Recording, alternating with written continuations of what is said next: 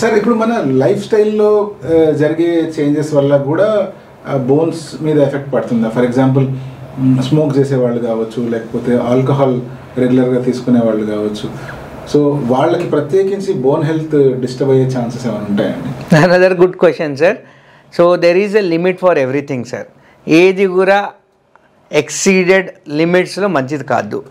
If you are an occasional alcoholic, no problem. Like you are having once or twice in a month or very occasionally. So these people are called social drinkers. Edo intlo occasion, and they also restrict very less amount of drink. That is very well accepted, sir. But what comes is a chronic alcoholic, every day taking alcohol, every day smoking. So only smoking, only alcohol is different, and a person doing both the combined and doing it very regularly and exceeding the limit, absolutely these are not good for your health, in special for your bone health. Because alcohol and smoking means like smoking wala nicotine edaithe vastundo manaku, this is known to damage your bone remodeling, bone mineralization, calcium absorption. So ultimately this increases the risk of fractures. So ultimately whenever your bones become brittle, there increases the risk of fractures. So similarly alcohol wala gura, see you are taking alcohol long term, your metabolisms mainly happen in the liver, your liver gets disturbed. So ultimately again these have so many effects in future. If you have any sorts of injuries or wound surgeries anna gura wound related issues untayi ikkadanta. So if you are taking very limited, calculated, it's okay, but do not try to go for exceeded amounts. మనం గమనిస్తూనే ఉంటాం sir, ఈ మధ్య కాలంలో చిన్న age నుంచే మోకాళ్ళ నొప్పులు స్టార్ట్ అయ్యాయని, మెట్లు ఎక్కేటప్పుడు కొంచెం స్ట్రెయిన్ అయిపోతూ సపోర్ట్ తీసుకొని ఎక్కుతూ ఉంటారు.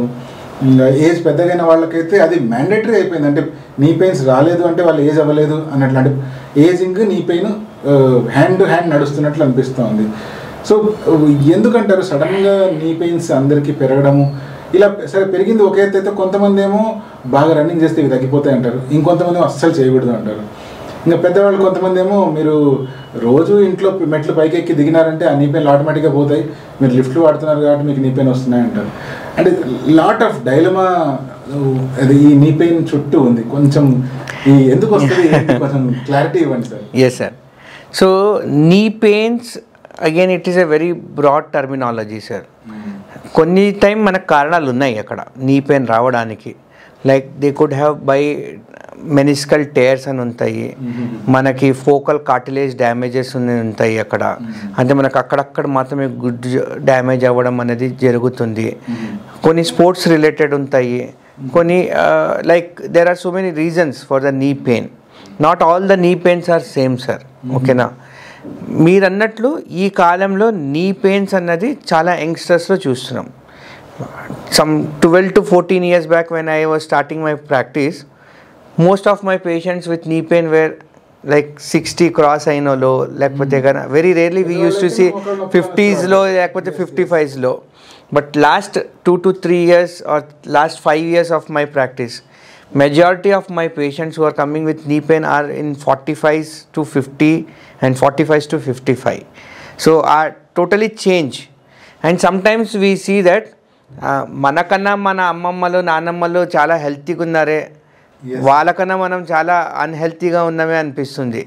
So we have seen so many people coming like అమ్మమ్మ ఆర్ నానమ్మ is bringing their daughter in law or daughter for knee replacement surgeries. And వాళ్ళు బాగా నడుస్తున్నారు, వీళ్ళకి అటెండర్గా పిలుచుకుని వస్తున్నారు.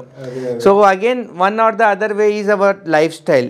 Most of the time it is sedentary life style, rapid increase in your weight, and suddenly మీరు అన్నట్లు మనం అన్నట్లు వెయిట్ లాస్ కోసం they are doing something wrong steps. ఇవన్నీ ఏమంటే మోకాళ్ళ పైన లోడ్ అన్నది పెరుగుతుంది మనకు, ఓకేనా sir? So other point is that మీరు అన్నట్లు there is always this confusions and many people ask me, sir కొందరు మెట్లు ఎక్కమంటారు, కొందరు ఎక్కదంటారు, వాట్ ఈస్ రియలీ అనేసి. సో ఇక్కడ పాయింట్ ఏమంటే మీకు మోకాళ్ళ నొప్పులు ఆల్రెడీ ఉన్నాయా లేదా, you don't have any pain in your knees, I don't really stop them. You can use it. But అలాగని మీకు అదే ఒక యాక్టివిటీ లాగా కొందరు అంటారు మనం మెట్లు ఎక్కి నడుస్తాము దాని నుంచి మనకు వెయిట్ లాస్ అవుతుంది అనేసి. ఓకే, దాని నుంచి వెయిట్ లాస్ అవుతుందో లేదో తెలియదు కానీ డెఫినెట్లీ మోకాళ్ళ పైన లోడ్ అయితే వస్తుంది. So if you are thinking మీరు మెట్లు యూజ్ చేయాలన్నది కారణం వచ్చేసి వెయిట్ లాస్ కోసం అంటే జస్ట్ స్కిప్ దట్ వన్. మీరు వెయిట్ లాస్ అవ్వాలనుకుంటున్నారంటే you can go for normal walking or brisk walking whatever you say. And if you have an access for lifts or escalators use that one. ఇంకా మనకు తప్పని పరిస్థితిలో కొందరు first floor second floor ఉన్నారు, lifts లేవంటే definitely use that one.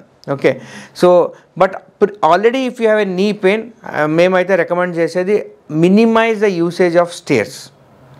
I'm not telling absolutely no stairs, minimise the usage of stairs. అంటే మీరు 4-5 మాటలు ఎక్కుతున్నారు దిగుతున్నారు అంటే try to avoid by 1 or 2 times.